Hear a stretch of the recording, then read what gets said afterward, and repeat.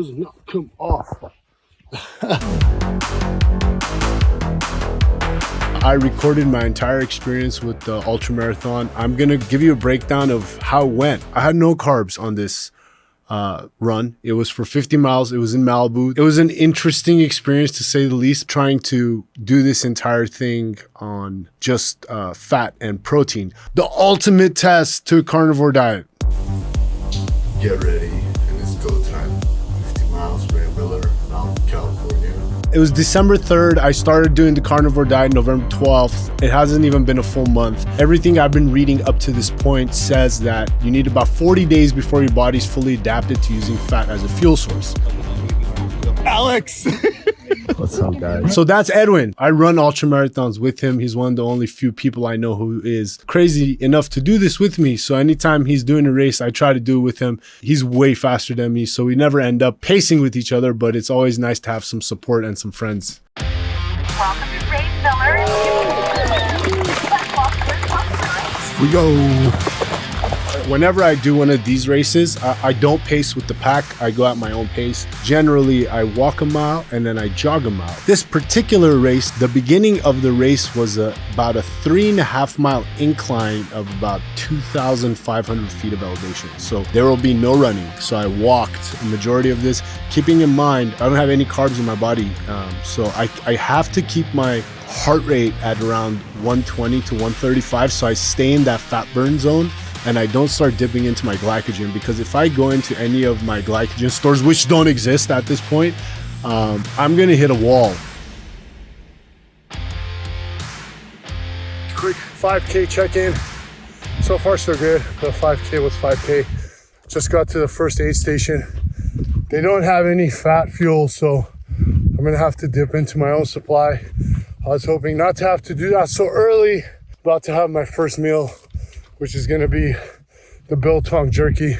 I would have to go through about 15,000 calories to sustain this. And I did this after the fact, and I had nowhere near enough food or calories to be able to sustain that. 10K check-in. It's time to fuel up a little bit. Here's my current view. A little valley. You guys, look at this mud.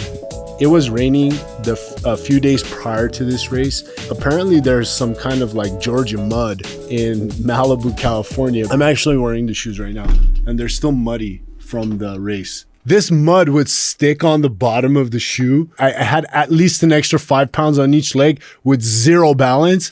It really slowed me down. It hurt my legs. It was extra weight. It was something I wasn't ready for mentally. So that really played a part in this whole experience. Almost 8 miles, solid, early. The sun just came up, it's beautiful. Mile 16, it's getting a little tough now. Gotta slow down. My heart rate is through the roof right now. Every time I climb, my heart rate would go up and my body's searching for energy, and I'm starting to feel the wall. I'm starting to feel it. These climbs are getting tougher and tougher, and this was a pretty brutal race. I think there was 13,000 feet of elevation gain. So every time I'm climbing, I'm getting slightly more concerned. I forgot my olive oil and my fats, and they don't have any fats at the aid stations. Mile 20 check-in. Just came up a climb. What a bitch. I hate climbing, by the way. I just know at the bottom of my heart, these climbs are gonna be the end of me. Like, they are just annihilating me more than usual, and I would venture to guess it has to do with the lack of carbohydrates. So yeah, kicking my ass. I'm down to my last bag on me. I have a drop bag at 33 with some more gear, but still forgot my oil. I'm really mad about that. We're almost at mile 30, top of the mountain. I'm dying, honestly.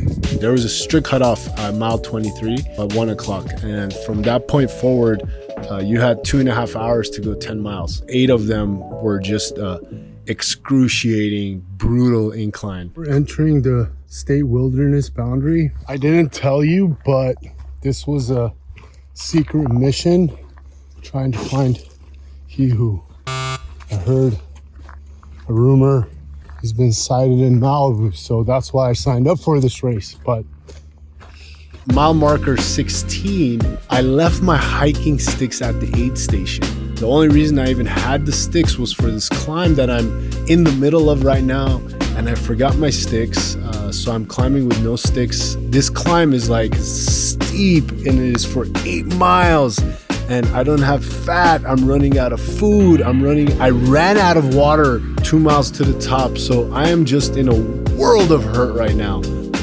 Still going uphill on mile 31. You guys, I made it to Butt Rock. This looks more like Lady Dimitrescu's boobs.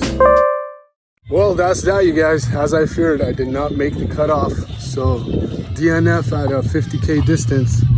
I was not going to make this cutoff 3:30. I was still 2 miles out. Even if I ran, I wasn't going to pace out at 5 minutes a mile. So I just went as fast as I could, 15 minutes late, and they didn't let me continue. That's unfortunate because I was struggling and it was tough. I could have finished the race if they allowed me. This marker I'm at right now has my drop bag. I have a full change of clothes, new socks, new shoes, new gear. Everything was there. My legs don't hurt. I could have continued if possible. I was ill prepared for this race. I'm not making any excuses. I tried to tell them, you know, I've done this before and I have my gear and I'm all set up and I feel fine. I was struggling, don't get me wrong, but not struggling to the point where I would have taken myself out of the race. Carnivore running is tough for me. I've seen people who've done it and are doing it and they're successful at it.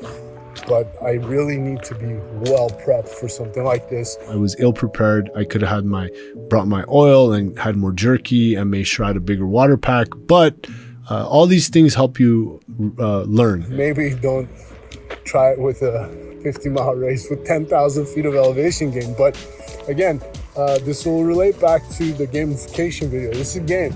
Back to gamification. Life is a game. This is a game. This was a level I was playing. This level I didn't pass, and I have to go back, reevaluate, fix it, and then go back next year and beat this level. Couple of things I'm gonna take away from this is you do need about 40 days before your body is fully adapted to using fat as a fuel source. A. B. Be prepared for the race. Don't be forgetful on the race with your sticks and the equipment that you have, and do some more calculations before you start, like I did. I need a lot of calories to be able to do this at this level with the carnivore diet. I'm not saying it's not doable. I think it takes a lot more prep than I did for myself. So overall, I was proud of it. I'm going to be back next year for this, so I'm really looking forward to it. One last look at Malibu, beautiful Malibu. Before we leave, we'll be back. You know we will. Long story short, carnivore and endurance, long distance endurance, rough. Carnivore's really helped me understand myself and really find my limits. So I'm digging it. If you have any questions, just ask. It's really it for this video. This is Hybrid One, and I am out.